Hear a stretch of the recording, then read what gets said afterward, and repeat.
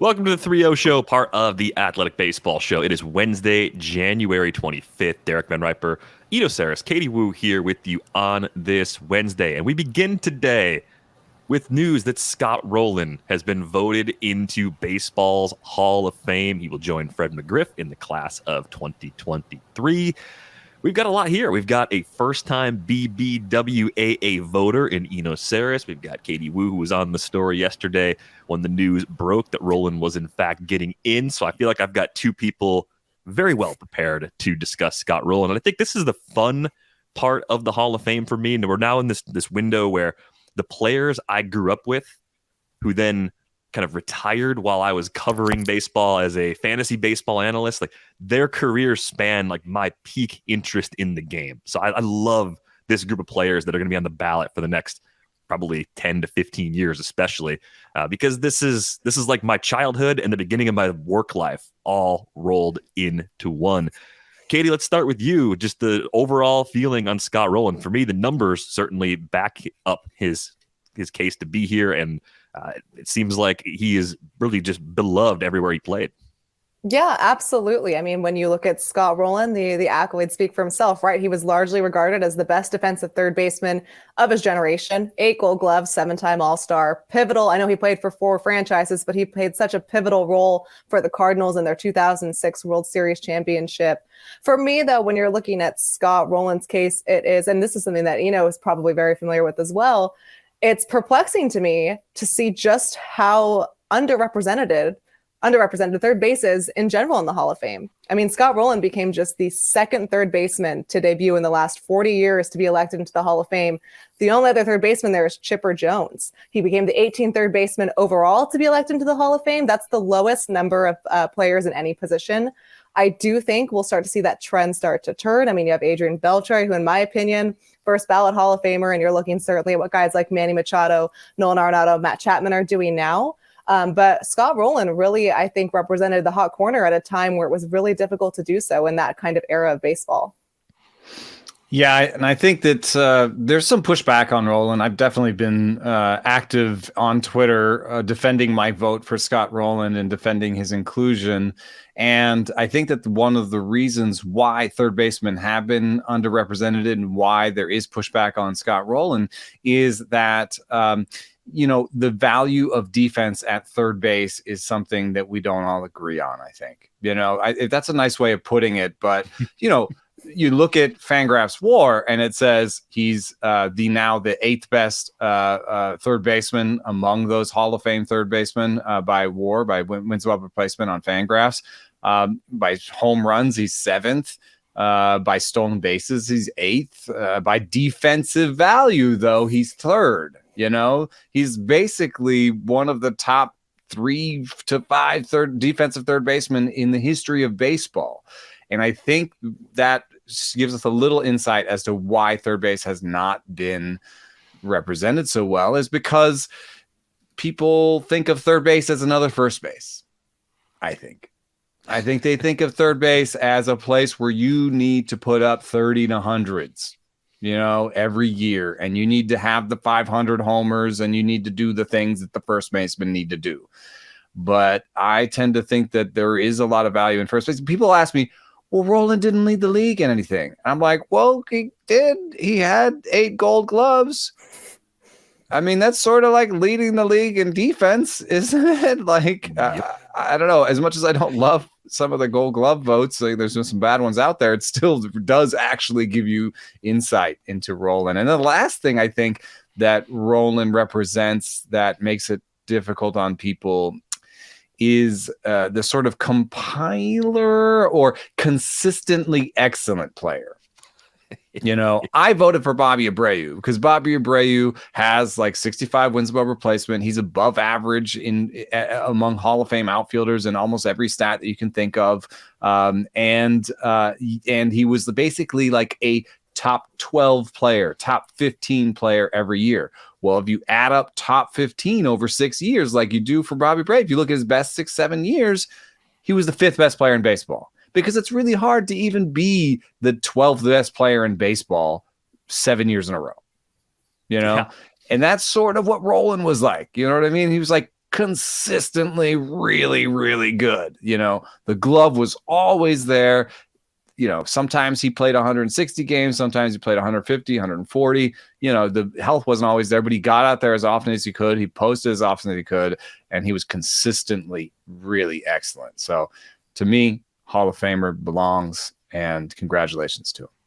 Yeah, I mean, even later in his career, his 2010 season, his age 35 season, he hit 285 with a 358 OBP, slugged 497, won a Gold Glove, and popped 20 home runs that year. That's a great late career sort of season.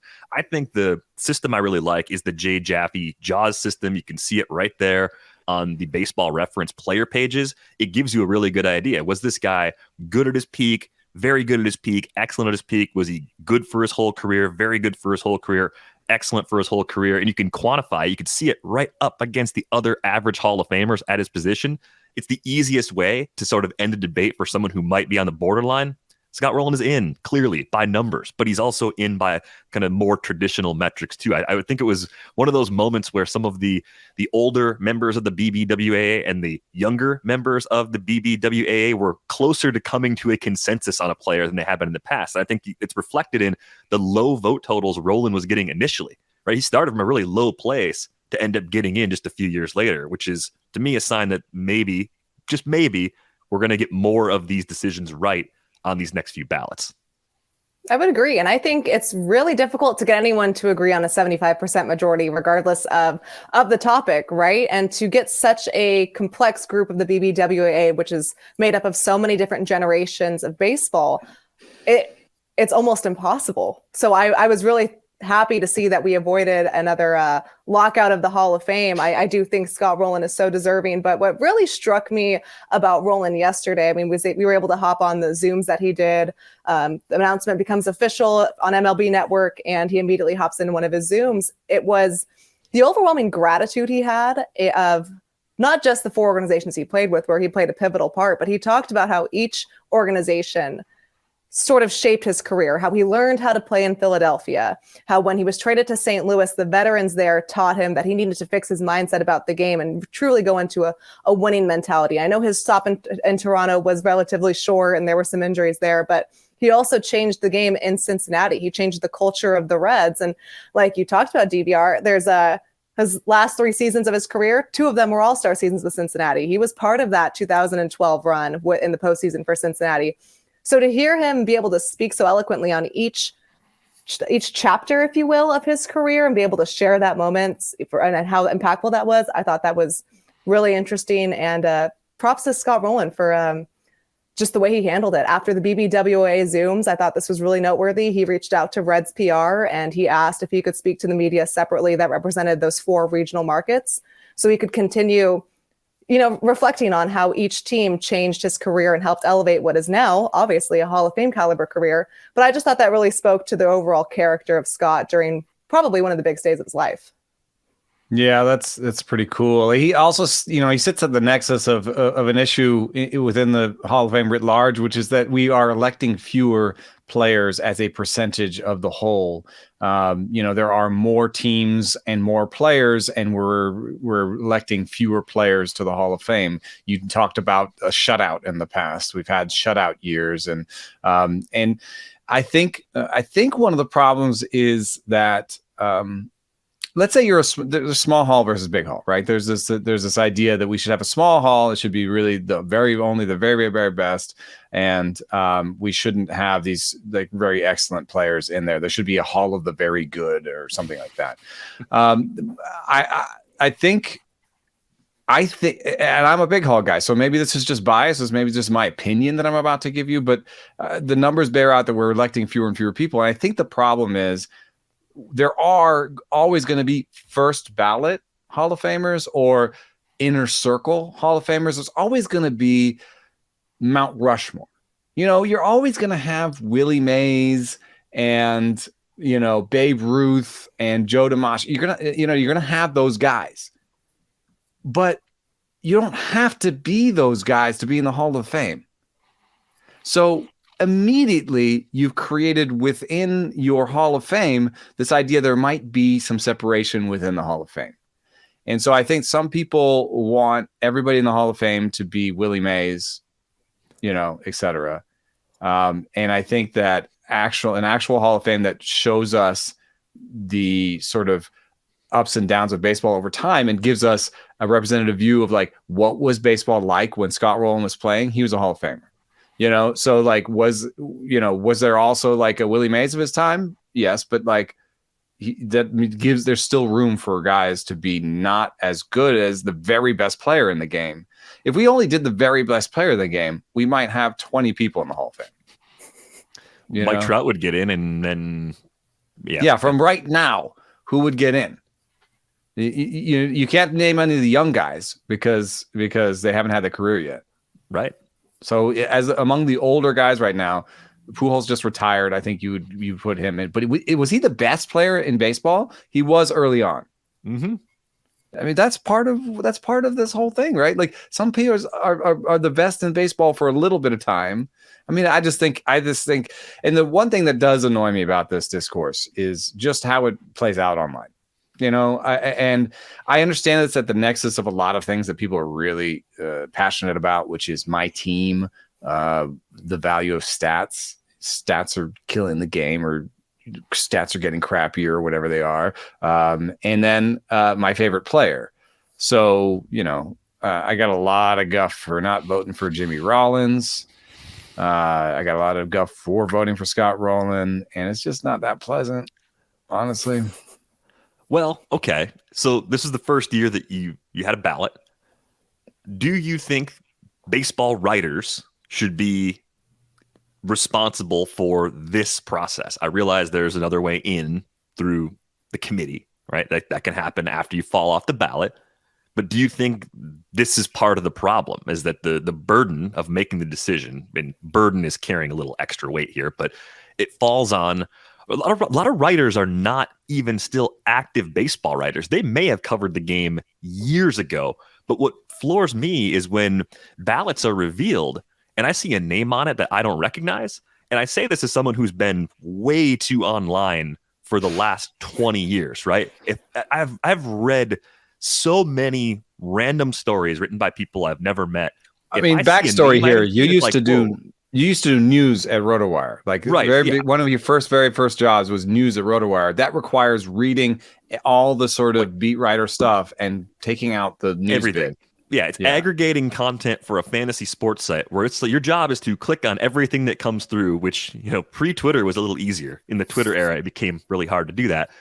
I did it for multiple sports. So even if this person who has a ballot was a baseball writer in 1995 and continued to write about other sports later, and I still didn't see their name. I was covering the NHL, I was covering the NBA, I was covering the NFL. I had all those responsibilities, and I'm seeing names. I'm like, who is this person?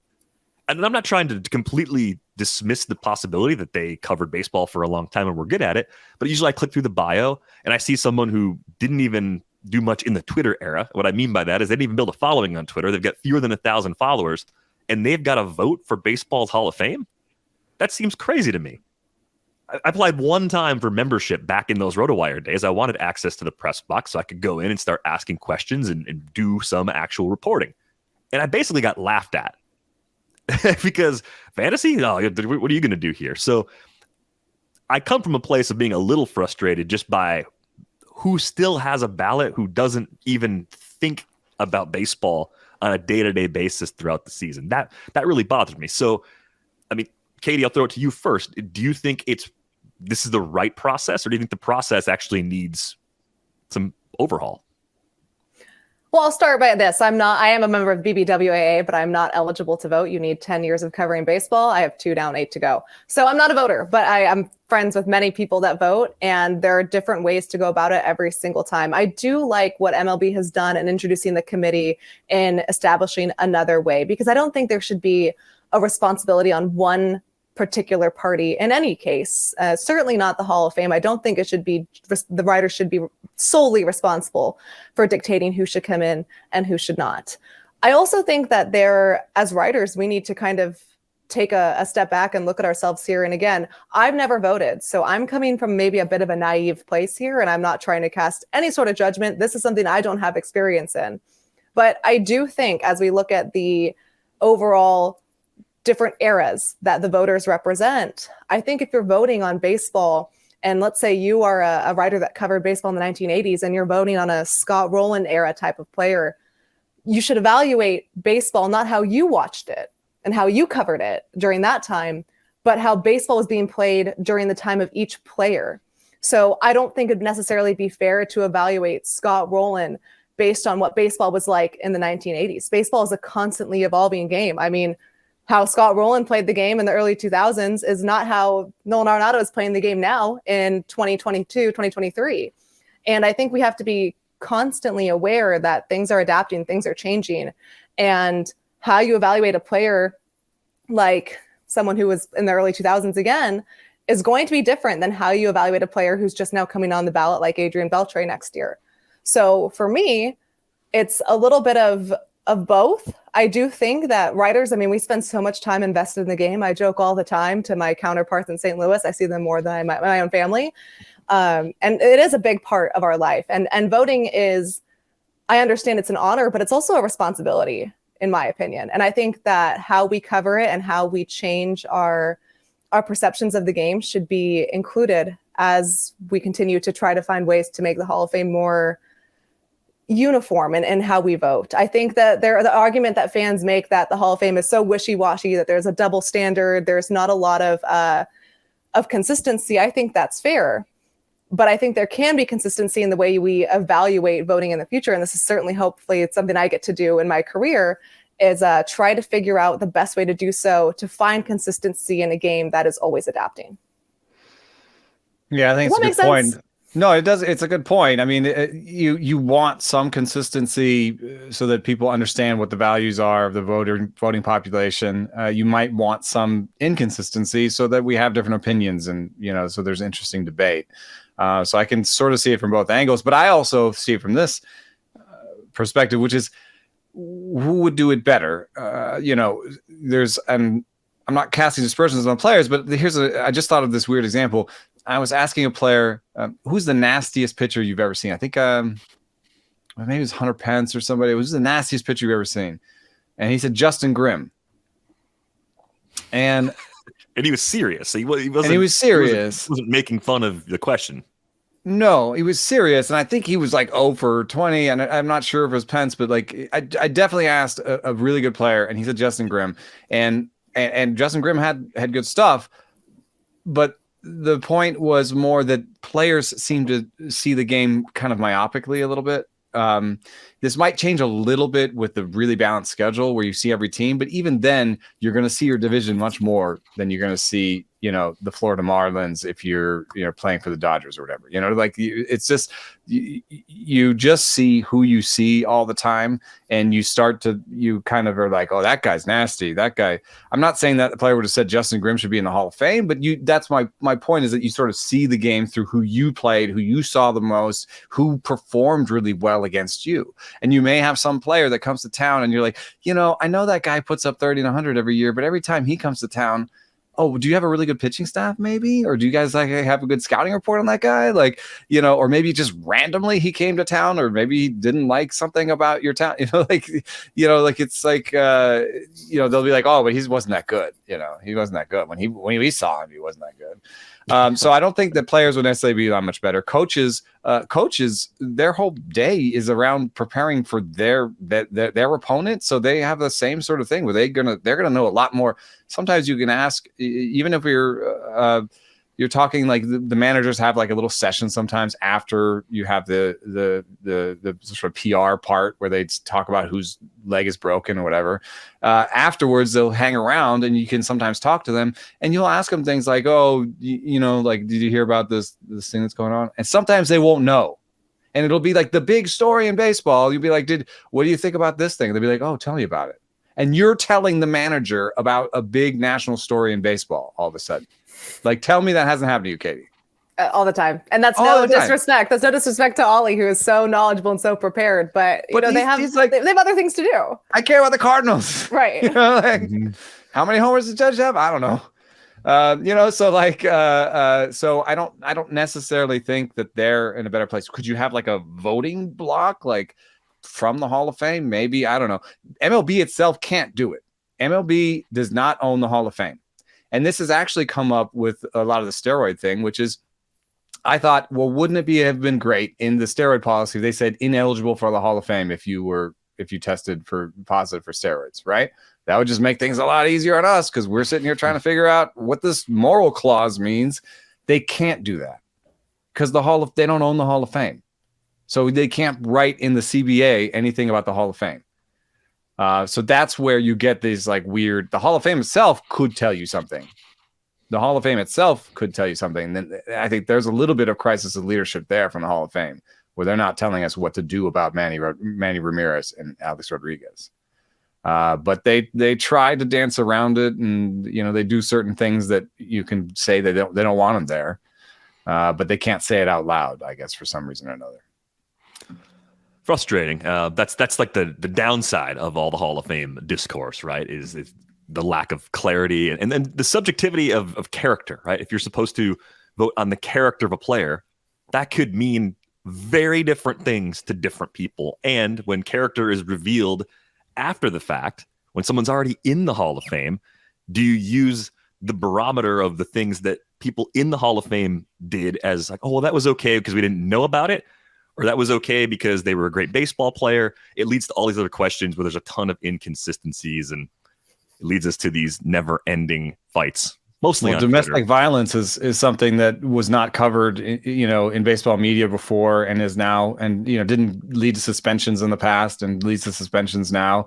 And so you have players that played at a time when their domestic violence was not, something you would get suspended for, who now after their playing careers are getting in trouble for domestic violence. And so that's like, you were just talking, Katie, about like trying to judge them against the standards of their time. It's like. Mm-hmm.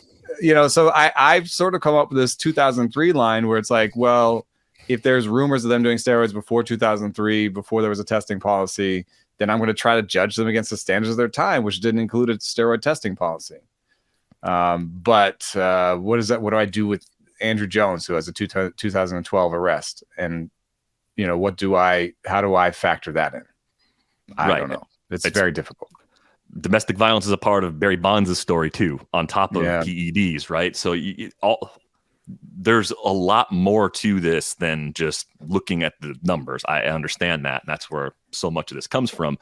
The big story earlier in the day, before we got the news that Scott Rolen was voted into the Hall of Fame, was that White Sox pitcher Mike Clevinger is under investigation by Major League Baseball for domestic violence allegations. The story was reported by Britt Giroli and Katie Strang in The Athletic. And as always, when you read the details of domestic violence allegations, they are horrifying.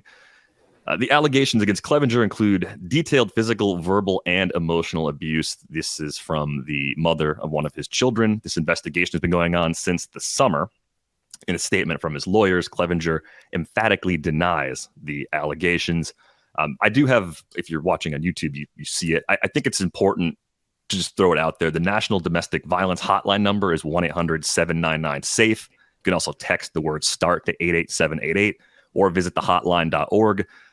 The website in particular, I'm just going to say this, even if you are not experiencing domestic violence, you can be a better resource to people who are, right? And if you're like me and you don't know what that looks like, this is a place to go and learn more about how you can do that. So it's really important to throw that out there as well. At this point, now we have this policy. It's been in place for a few years. It's agreed upon by the league and the players. There's a procedure that has to be followed. My reaction when news like this breaks is cut them. Just let them go. Like there's no reason why you should keep a person like this in your organization, right? Just let them go. And it can't quite work that way because of the procedures in place. So we could have a long conversation about how effective this policy is, how this policy should be updated, and we'd probably have a podcast series about that. Today won't be that day, but there is also some thinking within this space that may not be the best thing for the victims and for the people in it. That just sort of cutting them off of society, just sort of releasing them from their job can put more pressure on these relationships and put more pressure, like sort of like, oh, you cost me my job now, like sort of there can be more tension, more violence that comes out of it. If the point is to rehabilitate this person and bring them out of the cycle, that sometimes that can be better done within the context of these frameworks that they're in.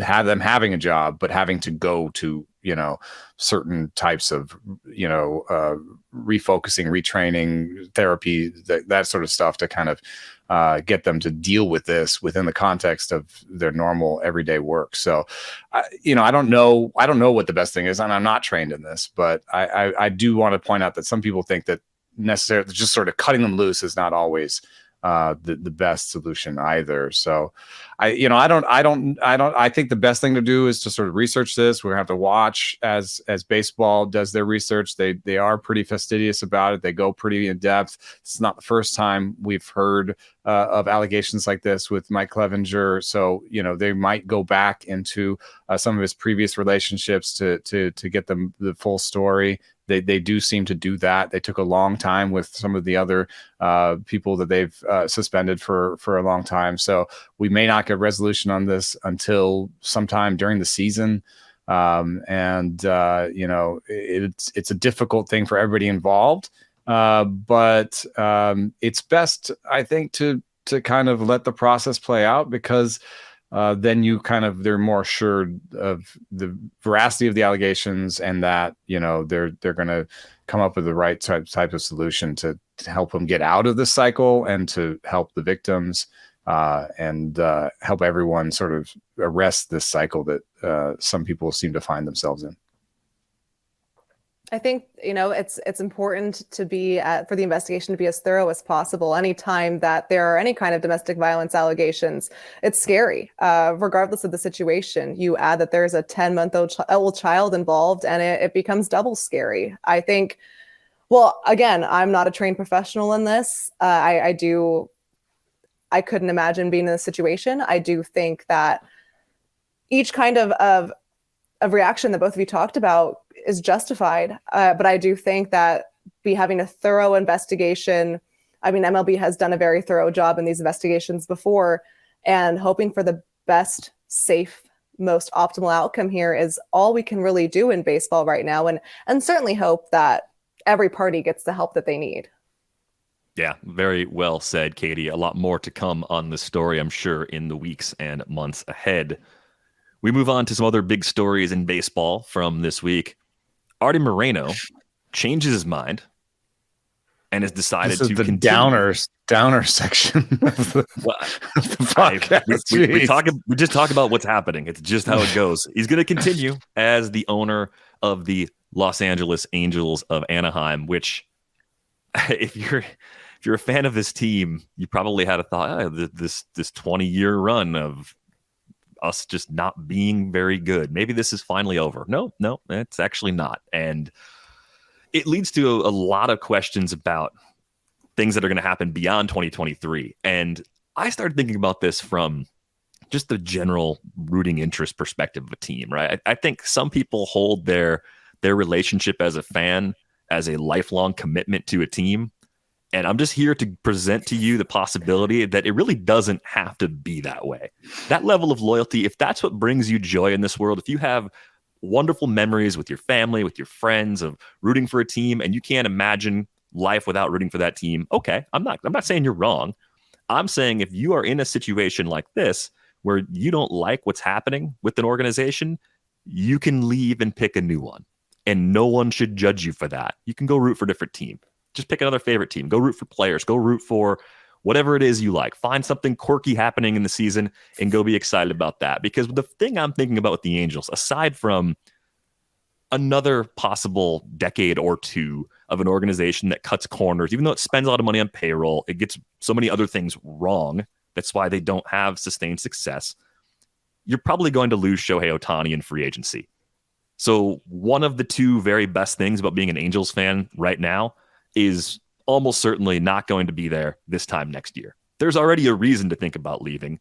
And aside from that, they might still be a bad team this year. I like the changes they've made so far, but it just seems like this is another unfortunate situation in Anaheim where, like, what could possibly change if ownership doesn't change? There's no reason to have optimism. Katie, like, what are the Angels going to do differently with Arte Moreno staying on board? This is a bad franchise. Well, you're right. Fans can leave. fans can express their disappointment, their frustration, and rightfully so. You know who can't leave is Mike Trout. Mike Trout is literally being held hostage right now by the Angels. And I'm not in the Angels clubhouse every day, but I can imagine when you have one of the best players to ever play the sport consistently absent from the postseason, that is a bad look. I agree. I think the Angels have made some very encouraging moves, with the exception of the news earlier in the week that they would not be selling the team. That's a bummer. I can't deny that. But you also have to look at the AL West. And if we toss Oakland aside, you have 4 pretty solid teams right there. I mean, the Astros just won the World Series. The Mariners are up and coming, and they're going to be good for a while. And the Rangers have put in a significant amount of work over the last 2 seasons to become, alluring. So I understand why optimism is already low for the Angels and Angels fans. And I feel bad. We're about to hit February. That is the universal month of optimism for baseball fans. It is really deflating if you go into spring training and your optimism level for the season is at a 3. I would imagine, I just read our Angels writer Sam Blum's story on this, and I read through the comments sections on the lack of selling, and I would give the Angels fans optimism level like a -20. And I get it.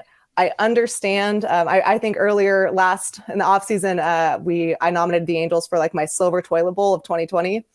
Early front runner for 2023, back-to-back titles here. We'll see. I like to be as optimistic as possible to start the season, but not really leaving a lot of room for the long-term sustainability of the Los Angeles Angels of Anaheim for me. Yeah, back-to-back toilet bowl award winners would be rough for Can't Angels come back fans. from that. You really can't. I don't think you can. You're right about the timing too. If he announced this decision if back in September the team was up for sale, and then by November he changed his mind, you're like, okay, well, we went through the winter, we added some players, it sort of fades over a couple of months. But this is right when every fan base is like, maybe this is the year we go back to the playoffs, or maybe this is the year we win a playoff series, or we go to the World Series, we win the World Series. Whatever your level is as a franchise, you're optimistic that you're going to get to the next level this year. Angels fans probably feel something like Stanford football fans did back in the fall. I remember reading Andy Staples' piece. They did a confidence rating from the fan bases. Stanford that was on left field. A 0. No, I'm like a bandwagon Stanford football fan because I don't have a team in the Pac-12, and I'm like, no one likes these guys. No one goes to the games. Like, what's No, let's give him a shot. Let's go. Ouch. Gut punch there. Thanks. Anyway, it's less personal than you think. I just thought of that story that Andy Staples did back in the fall. And it was like a 0. The confidence level in the fan base is a 0. That's actually how I feel, and it's weird. I can't tell if it's the market. I mean, the market is obviously a big market. They are part of Los Angeles greater area, but even their part of Los Angeles, more Orange County, is a large market. There could be a lot of enthusiasm there, and I don't think that their attendance is okay. Their readership online is terrible, I can tell you. I think it has something to do with the confidence of the fact that they are now projected to be a 4th place team again. That would be, if they, let's say they get to 3rd, they've been 3rd or 4th for 1, 2, 3, 4, 5, 6, 7 out of the last 8 years. Most of Mike Trout's life, they've been 3rd or 4th place. He got to the postseason one time. People say he can't produce in the postseason. He got 15 at bats, 15 plate appearances in one postseason. It's a little bit like the Barry Bonds stuff when people said he couldn't do it in the postseason. You're like, he hasn't really had a chance. So I keep waiting for Mike Trout to have that chance. I mean, I can tell a story where I look at these Angels and say, oh, this is how it works out. Logan O'Hoppe is actually like a really good offensive, catcher that he's supposed to be. Jared Walsh figures it back out. And on the pitching side, Tyler Anderson and Patrick Sandoval and Reed Detmers, Detmers takes a step forward, and Sandoval and Anderson are good depth, and they have all the young guys figured out. Like Carlos Estevez is a closer once he gets out of Colorado, and it's great. There's a lot of reasons you can tell a lot of stories how it's not going to work out, and that's just how it's been for the Angels. And I think that their lack of dedication to investing in the minor leagues, investing in player development, investing in coaching, which was shown by the fact that they let all their coaches go during the pandemic. And they had high-profile interactions between Mike Scioscia. Their last two managers have both, had gone on anti-analytics screeds. So they're trying to pull themselves out of a certain situation they've been in. They're trying to do it, and I feel badly for Perry Minasian because I think he has 1 or 2 more years before they try to make another change, or they're rebuilding.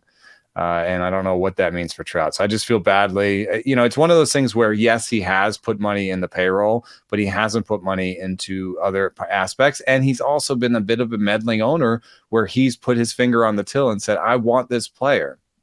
And when you have that in your front office, it's a little bit difficult sometimes to make the right smart choice when the owner comes in and says, no, sign this guy. That can get you in trouble. It's not a great job. Like, if you're ranking GM jobs in baseball, being the GM for Arte Moreno is pretty low on the list of jobs you would actually literally had people tell me they wouldn't take that job. Yeah, I mean, and that's not an exaggeration. I'm able to do the same thing you're doing with the roster right now, and say I could see this going right. Better health for Anthony Rendon. Ohtani keeps doing Ohtani things. Mike Trout plays 135, 140 games in the regular season. They did make their depth better. Okay, yeah, they could hang around. They could be a wild card team. Are they going to chase down the Astros? Are they going to win the division? Almost certainly not. They have the worst projected bullpen in baseball right now, and it's they're not a bad bullpen. Actually, they're not an organization that finds guys because they cheap out on player development. I've said it so many times in this podcast. I'm like the broken record. I don't mean to pick on them. There've been some like system, like that, some little sort of like good hires recently. So, maybe that can sort of help them tweak some relievers and get the most out of it. But, 1 or 2 or 3 hires, how many coaches there are in a system? Have you ever done the math? It's kind of crazy. I mean, you're talking about 50, 60 coaches in a system. So if you've got 3 good hires, it's like, okay, what about the other 40 or 50? Yeah, it takes a lot to build a winning organization, and they seem to be pretty far from it from a structural standpoint in Anaheim, even though the top of the roster is getting a little bit better. Let's talk about the Red Sox briefly. Since the last time we spoke, they were looking for a shortstop. They have one. Adalberto Mondesi has been acquired. I thought maybe a trade was a possibility. I thought the real answer was going to be Elvis Andrus, but Elvis Andrus still a free agent at the time of this recording. Real quick to you first, Adalberto Mondesi, an absolute what could go right sort of low-risk acquisition at this point? I think it was, the reliever they sent out of town was left-handed, and they could use a left-hander, but he was losing velo on rehab. And so I don't think he was seen as a great asset for them. And then Mondesi, has 54 plate appearances in 2022, 136 in 2021. So obviously some massive health issues. But I think and Chaim Bloom said, Enrique Hernandez is our shortstop. So, I think what Adalberto Mondesi does is, I've been looking at these sort of 80th percentile projections and 20th percentile projections for certain teams. And I think what Adalberto Mondesi does is improve the 80th percentile projection. So we were just talking about the Angels. What if things go right? This is what it looks like when things go right. What they did with Mondesi is they gave themselves if things go right, the Red Sox are good, right? Like, they still have that chance. It's a high variance team that if you stick Enrique Hernandez in there, a 31-year-old utility player who has, had 5 games at shortstop last year, you could probably muddle your way along to being a bad team.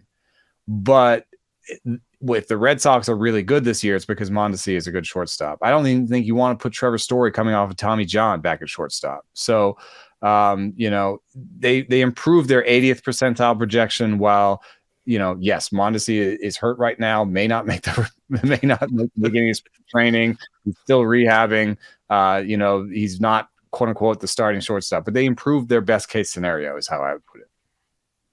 I think, nailed it there. I mean, look, the Red Sox we talked about this before, they were in a pretty suboptimal position here, but what they did do was increase their overall depth. And look, Hernandez going to be the starting shortstop. And I agree, if Trevor Story can make it back for the 2023 season, he believes that he can. Is it the smartest idea to just insert him back at shortstop? Probably not. But if you have Mondesi and a healthy version of that, you increase the overall optimism level of your club. The Red Sox are going to have to be creative. They're already in a monster division. They have not had a lot of things go their way this offseason. They've made some good moves, but I liked it. You would have hoped to see maybe a little bit more reliance or being a little bit more assured in the player that they did trade for. I'm still a little bit concerned on what the Royals were doing on that aspect. I'm pretty confused about the Royals all the time. They were just sort of tired of the experience. Yeah, where they're just like, maybe we'll try something different here. Yeah. But I do think the Red Sox improved their best case scenario, but it's still, well, let's put it this way. I'm not really optimistic about either team, but I am more optimistic over the Red Sox, right here showing my Red Sox coffee mug, than I am over the Angels at this point of the offseason.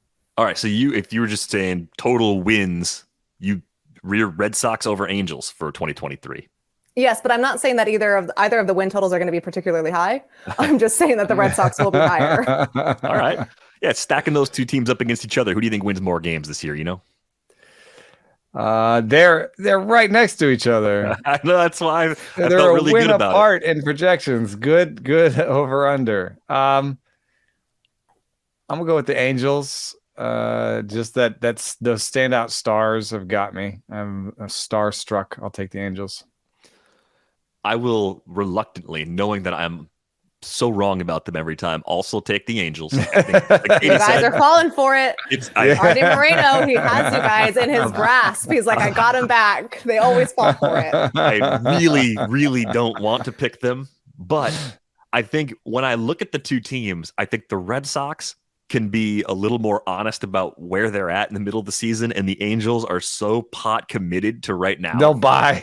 They might buy. or at least they won't sell. Whereas the Red Sox, I could see them if they're similar. They could both be teams near the middle that could kind of choose either direction. Chaim Bloom will they're sell, going to be more future focused than the Angels. The Angels are all about right now. Got to play right now because we're not building enough for the future. At least that's what it looks like from the outside looking in. And you're right. The Angels clearly, obviously, will not sell. Oh, geez, just brutal. Let's get to our last topic for today. The Cardinals have a bit of a depth chart logjam. At least it's going to happen soon. And Katie, this is a perfect question for you. How do you see Jordan Walker fitting in on the 2023 Cardinals roster? Like, where does he fit most likely, and what kinds of scenarios propel him into a prominent or at least a regular role on this club? Okay, so I'll start with my overall spiel on prospects.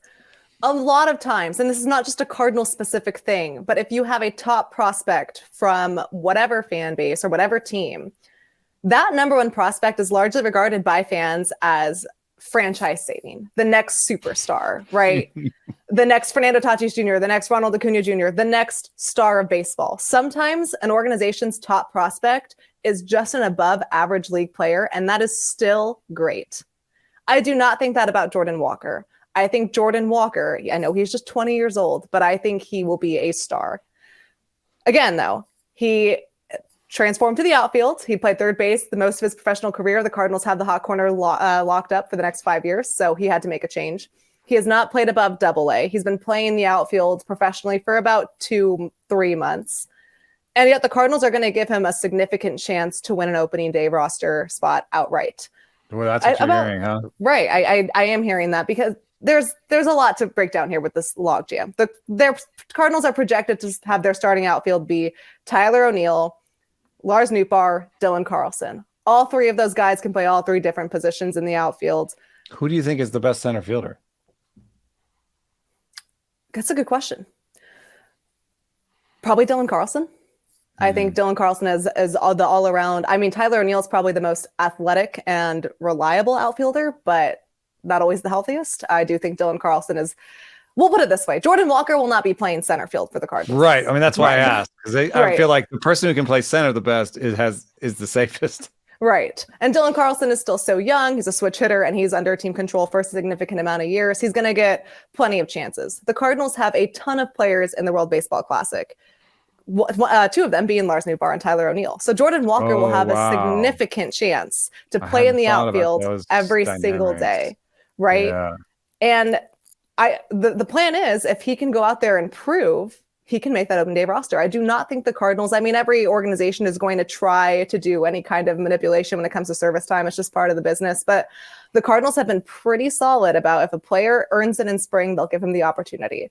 So when you're looking at the outfield, again, I don't want to overhype up Jordan Walker at 20 years old. Again, never playing AAA, only playing the outfield for a couple of months professionally. That's a lot of expectations to put on a kid. But when you look at the size, the sound of his bat, his overall projections, how he carries himself, this is a guy who's going to come into spring with a significant chance to make the roster and a significant chance to play his way onto the roster. And that's the biggest difference for me. It won't just be how does he look on the backfield. He'll have a chance to play professional baseball with these major leaguers almost every single day because so many of the Cardinals players are going to be in the World Baseball Classic.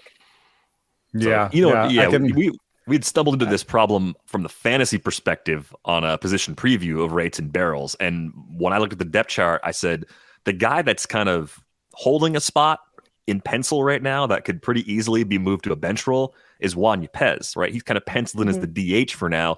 And part of the reason I made that argument is that his limitations as a player make him the kind of guy you don't necessarily build around. You're happy to have him. He's a good hitter. He's a good glue guy. If he's your best option for part of a season or a full season, that's totally fine.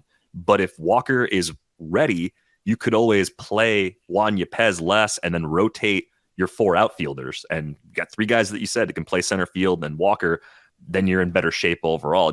It seems like between Walker and Nolan Gorman, there's a path really for both of those guys if they earn it. But there's enough depth there where that threshold is reasonably high. It's not going to be handed to them. Correct. And I think that's what makes the Cardinals so intriguing. I know they haven't had the offseason that they or the fans expected, but this logjam is a good thing. We've seen plenty of teams going to spring training, the Red Sox, having to scramble just to patch their infield. The Cardinals have such a deep plethora of options there, and that is something that Ollie Marmol really likes to use is his depth. I mean, you have Tommy Edman and Brendan Donovan, two of probably the best utility players in baseball. You have Paul DeJong, who's back for one more year. They're really excited about what Paul DeJong has been doing offensively. Defense is no question. Offense there is. And then you have these guys like Juan Yepez. You have the Nolan Gormans. You have the Jordan Walkers. You have Mason Wynn, who's probably not major league ready, but he is a young, enticing prospect that, again, is just like Jordan Walker, going to see a lot of opportunities with the big league club this spring. So this logjam is a good thing for Cardinals fans and for the Cardinals to have in general. And it will be certainly interesting to see this spring how it plays out, both with the outfield and the middle infield, two of the biggest concerns the Cardinals had going into the offseason that they ultimately decided not to address. Yeah, the strikeouts on the pitching side are fascinating to me. They were, third from last in strikeouts, and it's mostly the same starting staff coming back. But I wanted to say that your backstory might be you might have had a real window into that sort of franchise savior. Like you came up writing about prospects, so you saw a lot of that. And then you were saying something about handling himself like a major leaguer. I couldn't get access to Jordan Walker at the fall league, so there it is. Handling himself like a big leaguer. He knows it. He's already. They've been media training that guy since day one, and he is great at it. Yeah, so as you can see, we didn't talk to him at the fall league. It seems like everyone's available at the fall league. You literally just walk on the field in the fall league, and they're there. Wow. No, he was getting the special treatment. Here we have a thing over. It's wildly popular. It's looking for a jingle. It's called Build a Bench. Have you done your roster projection 1.0 for the Cardinals yet? If my editors are listening, I just thought about that today. So no, okay. You're going to I'll file this week. It's coming. So Build a Bench and roster projection are basically the same thing. At least on the offensive side, we don't need to go all into, I think the pitching side is a little bit more, stead. It's pretty less interesting in terms of who will get roles, but let's build a bench. Building a bench means I'm going to throw Tyler O'Neill, Carlson, and Nootbaar as the starters. Yepez as the starter for now at DH. We're going Arenado, Edman, Donovan, Goldschmidt, Contreras as the starter. So those are your starters. Build a bench. And building a bench, I think you have 5 spots. However, in this Build-A-Bench game, you have to give me a backup catcher, a backup shortstop, and a backup center fielder, because there is no team in baseball that won't have those 3 things on their bench. So let's start with that. Backup catcher, boring. Andrew Kisner. Yeah. Really, easy. Actually not a boring guy, but like that's right. I'm just mean like that's an easy one. We know who it is. Right. Backup shortstop sounds like you've got a name that you were just mentioning, the old shortstop. It's Paul DeYoung. Most likely they're going to give him, unless he just goes out there and cannot hit the ball in spring. Then they have to figure out before, which has happened many times. Who is it if it's not him? Donovan? It's Brendan Donovan, which makes Brendan Donovan so versatile. Like, yes, he can start at second base. He can also start pretty much any other place on the field. So backup center fielder is probably just one of Nootbaar and O'Neill. Yes, and then they would rotate again Brendan Donovan or Juan Yepez into the corner outfielder. If you need if whoever the starting center fielder needs a break, then you can slot in Tyler O'Neill in center. He's done that before. You put Donovan or Yepez in the corners. Yeah, so their backup outfield, they don't necessarily need a backup who plays center field, because one of their starters moves into that spot, which I think that's probably true. With how they Nootbaar looks really good with his shirt off. I think that means he can play center. This is real. This is important scouting. In-depth analysis. Very important scouting from Eno over here. That leaves you 2 spots. So let's say Walker and Gorman do not have the best springs. Who goes in those 2 spots? It's a good question, because the Cardinals and President of Baseball Operations John Mozeliak have always been very adamant. They're only going to promote their top prospects if they're going to play every day. So if Jordan Walker doesn't go out there and wow the organization, he's going to go play in AAA so he can get the necessary at-bats so they can bring him up. That's why Nolan Gorman and even Brendan Donovan last spring, I mean, the signing of Albert Pujols kind of bumped everybody down from a prospect status. That does make sense. But the Cardinals didn't call up Nolan Gorman until mid-May, because that's when they had an opportunity for him to play every single day. So if Jordan Walker doesn't go out there and wow, if Nolan Gorman doesn't go out there and wow, and the Cardinals decide they need more time in AAA, that's where they're going to be. So I think that's where it gets a little tricky, and that's what's going to be one of the big storylines going into the spring, is how are these guys on the cusp of going to be of major leaguers going to play the spring? How will that influence them? But I think if it's... And do they even have the people to fill these 2 spots if they don't do one of those 2? Like... Who? Alec Burleson? Alec Burleson will get some consideration. The Cardinals they're great at just calling someone up from AAA and being like, this guy can play for a week. Burleson, to me, is more of a fringe outfielder bat prototype. He profiles a lot like Juan Yepez does to me as a left-handed hitter. And I think Nolan Gorman will see a significant chance as well, because the power is just so alluring. That left-handed power bat, the Cardinals believe he can hit 30 home runs once he gets his timing down. So I agree. I think the road is more open for Nolan Gorman, because Brendan Donovan is such a useful utility guy that this roster projects much better if they just put Nolan Gorman at second, say Donovan is our backup center fielder, shortstop, everything. And then probably the final spot goes to Burleson, because he's a lefty that can take some load off of Yepez sometimes. The only problem with Gorman that I think the Cardinals are considering is his defense isn't as sharp as his bat. And with the shift regulations, the Cardinals can't. The Cardinals are one of the best teams defensively in creating shifts that really maximize and showcase just how good Tommy Edman is. Right. We did bring that up on Rates and Bells when we talked about defense being more important at second base with these shift rules, and Gorman actually being one of the players that we singled out as not necessarily. He almost profiles as an old school second baseman. He looks like he's more like a Max Muncy second baseman than a Brendan Donovan second baseman. And the game may go towards the Brendan Donovan types at second base and get more defense out of their second baseman with the shift rule. So I think that's, it's one of the more exciting build-a-benches we've ever done. See, the segment has some steam. Nolan Gorman, by the way, a -12 in outs above average. There are 267 qualified players that rank 260th. So that is a very problematic glove for now. He's young. Things could change, right? We've seen players change. I don't think Jordan Walker can play second. Nope. He doesn't profile the body type. No. Not at all. He'd be like one of the biggest second basemen ever. Biggest of all time. Good luck sliding into him if you're stealing. I mean, they don't have Yachty anymore to deter steals, but I guess with Jordan Walker covering second, you don't want to slide into that. You'll probably break your ankle.